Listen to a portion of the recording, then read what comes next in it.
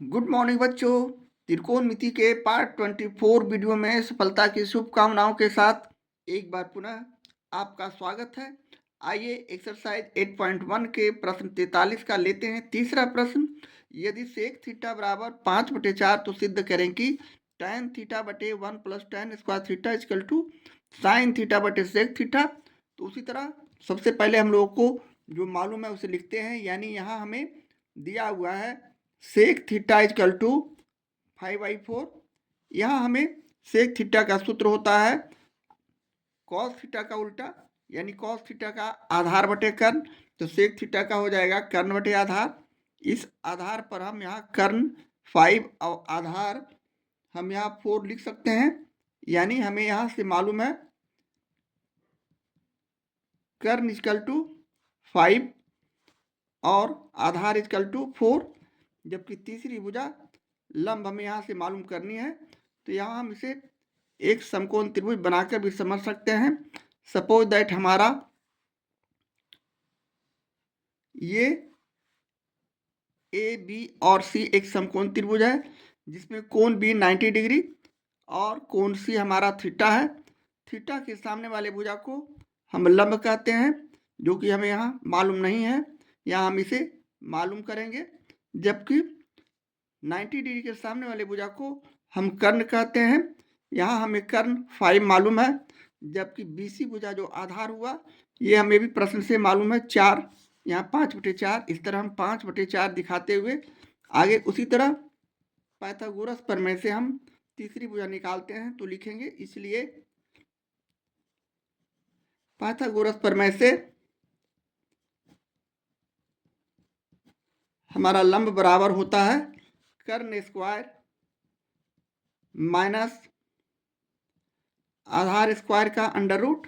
यहाँ कर्ण हमारा हो गया 5 जिसका स्क्वायर करेंगे, आधार हो गया 4 जिसका हम स्क्वायर करेंगे, और इसका अंडर रूट करते हुए इसे हम कैलकुलेट करेंगे। 5 को 5 से गुना करेंगे 25, माइनस 4 को 4 से गुना करेंगे 16।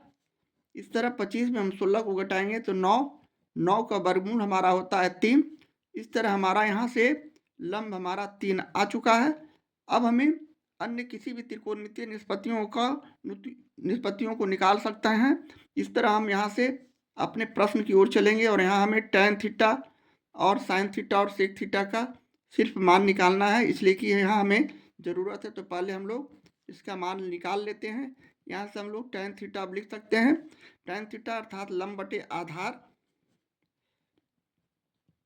यहाँ लंब हो गया 3 जबकि आधार हो गया 4। इसी तरह tan थीटा के बाद sin थीटा हम निकालेंगे। sin थीटा का सूत्र होता है लंब बटे कर्ण। यहाँ लंब हमारा हो गया 3 और कर्ण हो गया 5, जबकि sec थीटा का मान हमें प्रश्न से ही मालूम है। तो यहाँ हम सीधे sec थीटा बराबर 5/4 लिख सकते हैं। अब हम अगले स्टेप में जो सिद्ध करना है उसे हम यहाँ लिखेंगे। यानी प्रश्न से हमारे पास tan थीटा बटे 1 प्लस tan स्क्वायर थीटा त्रिकोणमितीय निष्पत्तियों बराबर दिया हुआ है sin थीटा बटे sec थीटा। अब हम दोनों तरफ के मान को यहाँ रखेंगे। यानी tan थीटा का मान हमारे पास 3/4 है, जबकि 1 प्लस उसी तरह tan थीटा का स्क्वायर है। तो यहाँ tan थीटा 3/4 का हम लोग यहाँ वर्ग कर देंगे equal to right hand side में sin थीटा का मान लंब बटे कर्ण यहाँ 3/5 है, तो हम यहाँ 3/5 लिखेंगे बटे sec थीटा का मान उसी तरह 5/4। इस तरह लिखने के बाद अब हम अगले स्टेप पे इसे और छोटा रूप में लाएंगे। यानी 3/4 बटे 1 प्लस यहाँ 3/4 को 2 बार गुणा करेंगे तो 9/16, जबकि इसे हम यहाँ भाग का चिन्ह है, मोटी लकीर है, तो ये हमारा भाग का चिन्ह है। यानी 3/4 भागा का गुना करते हैं तो 4/5। इस तरह अंश हर अंश में बदल जाता है। इस तरह अगले स्टेप में हम पुनः 3/4 बटे यहाँ हम भिन्न का जोड़ जिस तरह बनाते हैं, यहाँ कुछ नहीं तो 1 और 16 का हम यहाँ एलसीएम निकालते हैं तो 16, 1 में हम 16 का भाग करेंगे 16, 16 को 1 से गुना करेंगे तो 16 प्लस 16 को 16 से भाग करेंगे 1, 1 को 9 से हम गुना करेंगे 9। इस तरह अगले स्टेप पे ये 4 और 4 को हम यहाँ काटते हैं तो हमारा राइट हैंड साइड में 3/5 आता है, जबकि लेफ्ट हैंड साइड अभी और हम आगे हल करेंगे और इसे लिखेंगे 3/4। इसी तरह यहाँ मोटी लकीर है यानी भाग का चिन्ह है, इसे हम गुना करेंगे तो 16 ऊपर चला जाएगा और 16 और 9 को जोड़ देंगे तो 25। अब हम अगले स्टेप में इसे हम काटेंगे 4 चौक 16 और इसी तरह हम यहाँ क्षमा चाहेंगे, हमसे गलती हुई है, 3/5 यहाँ है, हमने यहाँ 3/4 लिख दिया था, इसके लिए क्षमा चाहता हूँ। इस तरह यहाँ हमारा 4/3 12/25 हो जाएगा। इस तरह हम राइट हैंड साइड में 12/25 लिखेंगे, क्योंकि 3/5 गुने 4/5 है, ऊपर ऊपर गुना कर देंगे, तिरछा क्रॉस मल्टीप्लिकेशन करता नहीं है। 4/3 12/25, जबकि यहाँ भी राइट हैंड साइड में हम उसी चीज़ को लिखते हुए 12/25 लिखा और यहाँ से हम लोग इसे गुना कर देते हैं 4/3 12/25। इस तरह राइट हैंड साइड और लेफ्ट हैंड साइड दोनों की संख्या हमारा इक्वल आ चुका है।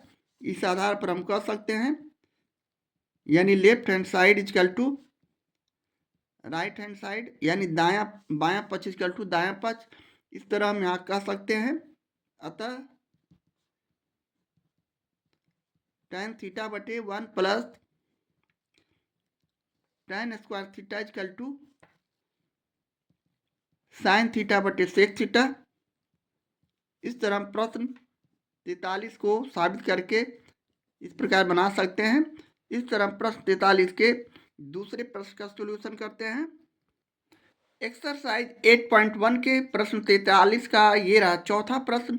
यदि कॉट बी इजकल टू 12/5 तो सिद्ध करें कि tan square B minus sine square B equal to sine पर power 4b into sec square B. तो यहाँ हम उसी तरह अपने कैलकुलेशन को यहाँ से आगे बढ़ते हैं और लिखते हैं, चूंकि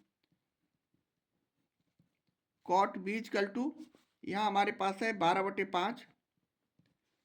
इस आधार पर कॉट का सूत्र होता है आधार बटे लंब, यानी यहाँ आधार 12 और लंब 5 हो गए, तो हम यहाँ लिख सकते हैं यहाँ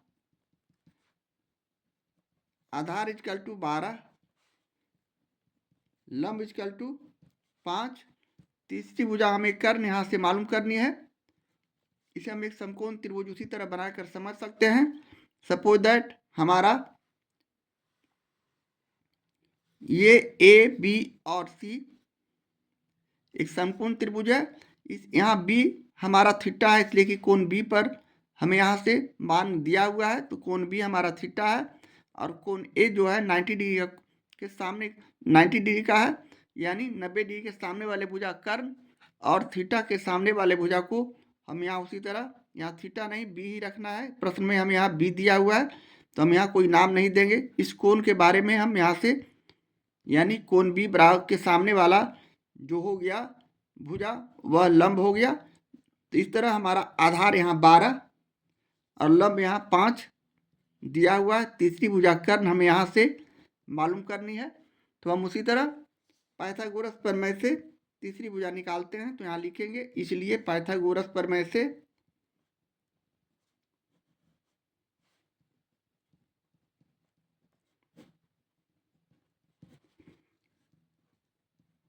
कर्ण इजकल टू हमारा होता है अंडर रूट आधार स्क्वायर प्लस लंब स्क्वायर या लंब स्क्वायर प्लस आधार स्क्वायर, एक ही बात है। यहाँ से 12 स्क्वायर हो जाएंगे, इसलिए कि आधार 12 है। लंब यहाँ 5 स्क्वायर हो जाएंगे। अब हम 12 को 12 से गुना करते हैं 144, 5 को 5 से गुना करते हैं 25, 144 और 25 को जोड़ते हैं तो हमारा 169 का वर्गमूल हमारा 13 होगा। इस तरह कर्ण हमारा यहाँ से 13 आ चुका है। अब हम अन्य किसी भी त्रिकोणमितीय निष्पत्तियों को यहाँ से निकाल सकते हैं। तो यहाँ हमें अब प्रश्न पर विचार करना है। यहाँ हमें प्रश्न से tan बी साइन बी और सेक बी का मान निकालना है। तो चलें सबसे पहले tan बी लिखने के लिए यहाँ से हम tan बी लिखते हैं। टेन बी यानी कॉट बी का उल्टा यानी लंब बटे आधार। लंब यहाँ हो गया 5, आधार हो गया 12। इसी तरह साइन बी निकालेंगे। साइन बी यानी लंब बटे कर्ण। हमारे पास सूत्र है, यहाँ लंब हो गया 5 जबकि कर्ण हमने 13 निकाला है। इसी तरह हम सेक बी निकालेंगे। सेक बी का सूत्र होता है जो कि कॉस का उल्टा होता है, कॉस का आधार बटे कर्ण, तो यहाँ कर्ण बटे आधार। अब हम कर्ण यहाँ 13 और आधार 12 यानी 13/12 जो आया ये हमारा सेक बी का मान हो गया। अब हम प्रश्न से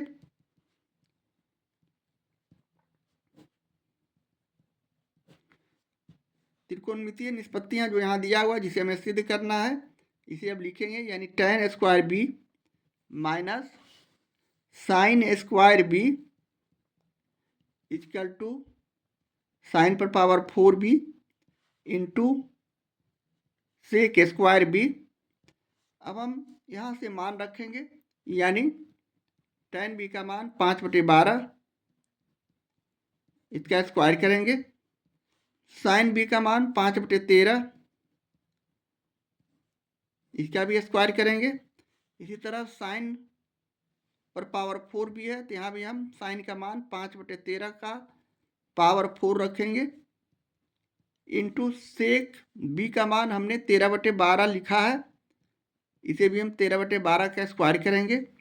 और अगले स्टेप में हम इसका कैलकुलेशन को छोटा करेंगे यानी 5/12 को 2 बार गुना करेंगे तो 25/44 से 144।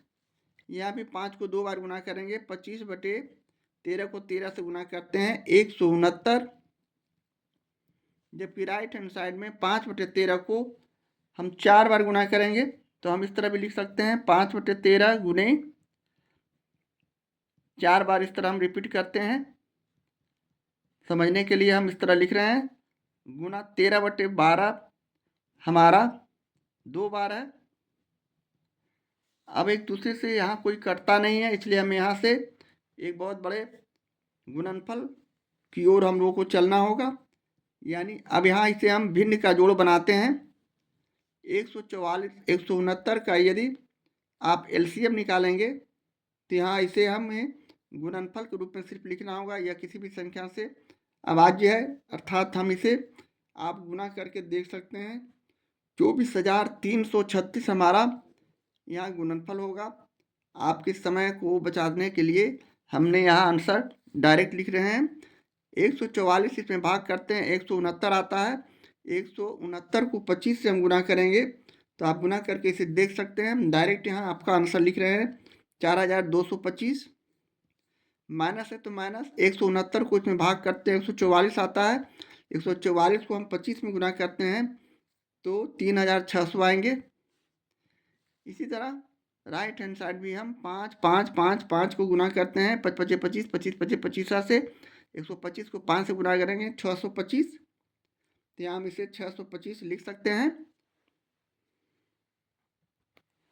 यहाँ हम 625 लिखा।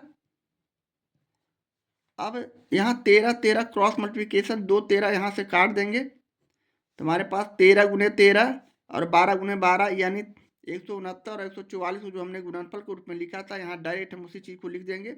यानी 12 को 12 से गुना करेंगे 144, 13 को 13 से गुना करेंगे 169, जो कि हमने यहाँ दोनों को गुना किया था तो हमारा ये अंक आया था। इस तरह हम यहाँ इसे 24,336 लिखकर समय की बचत करेंगे। और अगले स्टेप में हम पुनः यहाँ से इसमें घटाते हैं तो ये 625 बटे 24,336, जबकि राइट हैंड साइड भी 625 24,336 होंगे। इस आधार पर हमारा बायां पक्ष और दायां पक्ष इक्वल आ चुका है, यानी left hand side equal to right hand side. इस तरह हम कह सकते हैं tan square B minus sine square B equal to sine पर power 4b into sec square B. अरे ये हमें साबित करना था, सिद्ध करना था। इस तरह हम प्रश्न 43 के चौथे प्रश्न का सॉल्यूशन करते हैं।